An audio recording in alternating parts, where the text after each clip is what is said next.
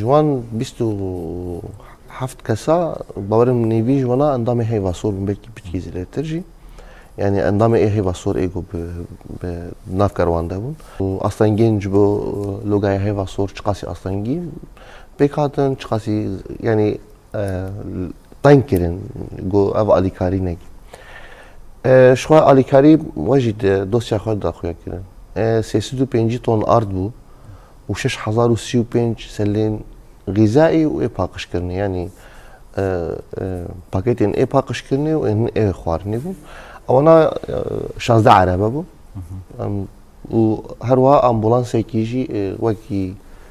bi kerwan re ew jî bi me re meşiya em hevdê me hê derketin ji xwe yanî em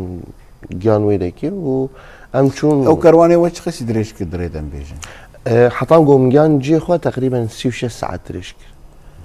ji ber got mesela li wê dekê teftîş pir kirin xwestin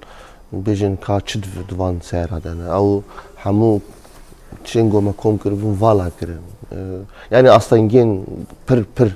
pir astengî hatin pêşa me ji bo got ev înisiyatîfa gel a Bakur û Jilatê Sûriyê neyê armancê xwe rastî yani her mal astengî derdixistin her mal astengî hebûn yani em jî mecbûr bûn mesela em mesafeta 150 kilometr zêde me qetan bez ji bo got biçin ciyên ew cîwanê ewlehiyê got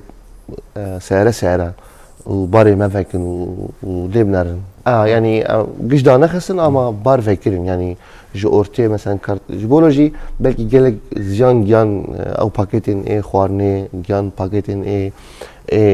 paqişkirinê yanî ji ber got pêlê dikirin û vedkirin û dadixistin û yani wek tîcarekî din daxin û rajê birastînekî astengî çêbûn pir bûn jî heta got giyan piştî 36 saeta ji derketina me em piştî 36 saeta giyan